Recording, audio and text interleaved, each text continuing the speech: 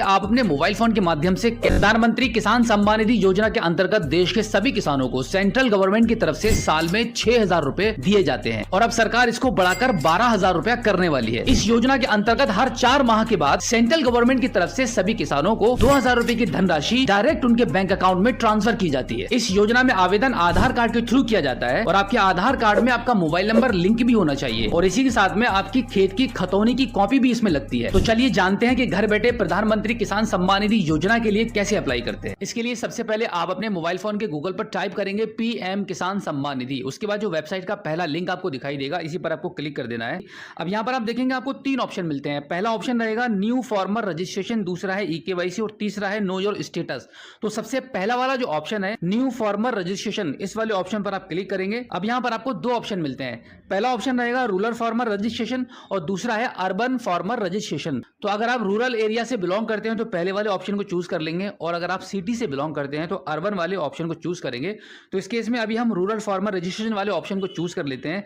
अब यहाँ पर आपको आपका आधार कार्ड का नंबर एंटर करना पड़ेगा। उसके बाद आपके आधार कार्ड में जो मोबाइल नंबर लिंक है वो नंबर यहाँ पे आप एंटर करेंगे। उसके बाद स्टेट वाले ऑप्शन पर क्लिक करेंगे तो यहाँ से आपका जो भी स्टेट रहेगा उस स्टेट को आप चूज करेंगे। उसके बाद ये जो कैप्चा कोड यहाँ पे दिख रहा है वो यहाँ पे एंटर करेंगे एंड देन गेट ओटीपी वाले ऑप्शन पर आप क्लिक कर देंगे। उसके बाद एंटर किए गए मोबाइल नंबर पर एक 4 अंकों का पीएम किसान सम्मान निधि की तरफ से एक ओटीपी आपको प्राप्त होगा। उस ओटीपी को यहाँ पे एंटर करेंगे एंड जस्ट इसके नीचे आप देखेंगे एक नया कैप्चा कोड जनरेट हो चुका है। उस कैप्चा कोड को यहाँ पे फिल करेंगे और लास्ट में सबमिट वाले बटन पर आप क्लिक कर देंगे। आपके आधार कार्ड में जो मोबाइल नंबर लिंक है उस मोबाइल नंबर पर 6 अंकों का ओटीपी जा चुका है। उस ओटीपी को यहां पर आपको एंटर करना होगा। ओटीपी एंटर करने के बाद जहां पर आपने ओटीपी एंटर किया है उसके जस्ट ऊपर एक नया कैप्चा कोड जनरेट हुआ है। अधिकतर लोग यहीं पर मिस्टेक कर देते हैं और बार बार ओटीपी डालते हैं, वेरीफाई करते हैं, हो नहीं पाता है।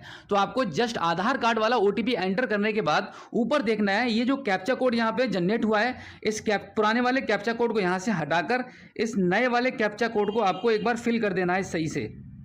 कैप्चा कोड फिल करने के बाद आप सबसे नीचे आप देखेंगे वेरीफाई आधार लिखा हुआ है, यहां पर आपको क्लिक करना होगा। अब यहां पर आप देखेंगे सबसे पहले आपका स्टेट आपको दिखाई दे रहा है, इसके जस्ट नीचे आपका डिस्ट्रिक्ट लिखा हुआ है। यहां से आपको आपका डिस्ट्रिक्ट चूज करना है। डिस्ट्रिक्ट चूज करने के बाद सब डिस्ट्रिक्ट चूज करना है। उसके बाद आपको आपका ब्लॉक चूज करना रहेगा एंड देन लास्ट में आपको विलेज वाला ऑप्शन मिलेगा। तो यहां पर सिलेक्ट विलेज वाले ऑप्शन पर क्लिक करेंगे। अब आपका जो भी गांव है उसको आप यहां से चूज कर लेंगे। गांव का नाम सिलेक्ट करने के बाद इसके जस्ट नीचे फार्मर पर्सनल डिटेल्स आ जाएंगी। यहां पर आपका नाम लिखा हुआ आ चुका है, जेंडर आपका ऑलरेडी सिलेक्ट है।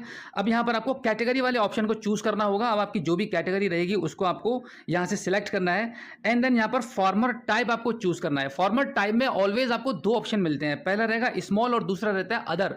तो हमेशा आपको स्मॉल वाले ऑप्शन को ही चूज करना है। उसके बाद सिलेक्ट आईडी टाइप में आपका आधार कार्ड लिखा रहेगा जो कि ऑलरेडी सिलेक्ट है, उसको सिलेक्ट ही रहने दीजिए एंड देन इसके जस्ट नीचे आपका मोबाइल नंबर आ रहा है और आपके आधार कार्ड में आपके गांव का जो भी एड्रेस था वो ऑलरेडी यहां पर फिल हो चुका है।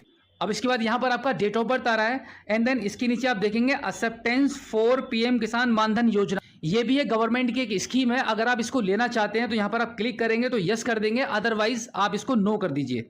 अब इसके नीचे आप देखेंगे यहाँ पे लिखा हुआ है ओनरशिप लैंड होल्डिंग। इसके आगे 2 ऑप्शन लिखे हुए हैं, पहला रहेगा सिंगल और दूसरा है ज्वाइंट। इसका मतलब है कि आपका जो खेत है जहां पर आप खेतीबाड़ी करते हैं अगर आपके ही अकेले नाम पर है तो आप सिंगल वाले ऑप्शन को चूज करेंगे और ज्वाइंट वाले ऑप्शन को तब चूज करेंगे जब आपकी फर्द में, आपकी खतौनी में मल्टीपल लोगों के नाम ऐड है।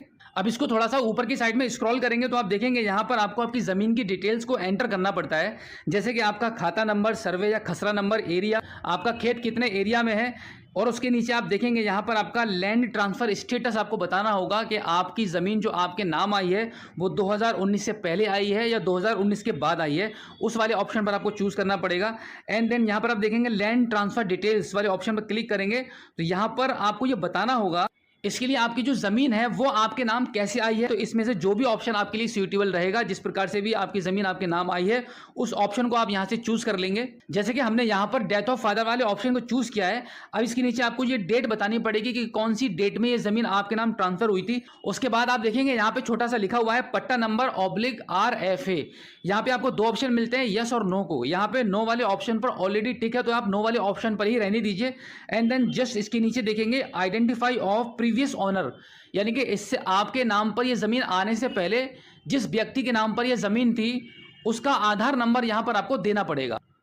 एंड देन ऐड वाले ऑप्शन पर आप क्लिक कर देंगे। जैसे ही आप ऐड वाले ऑप्शन पर क्लिक करेंगे तो आपकी जो खेत की जो डिटेल्स है वो यहाँ पे दर्ज हो जाएगी। उसके बाद सबसे नीचे आप देखेंगे यहाँ पर अपलोड सपोर्टिंग डॉक्यूमेंट्स लिखा हुआ है, यानी कि अब यहाँ पर आपको आपके खेत की फर्द यानी कि जो खतौनी है वो यहाँ पर आपको अपलोड करनी पड़ेगी। अब आपकी खतौनी को अपलोड करने से पहले यहाँ पर एक पॉइंट की बात मैं आपको ये बता दूं, जो अधिकतर लोग गलती करते हैं, आपको कभी नहीं करनी है। अगर आप वो गलती करते हैं तो आपका फॉर्म ब्लॉक लेवल से ही रिजेक्ट होता रहेगा।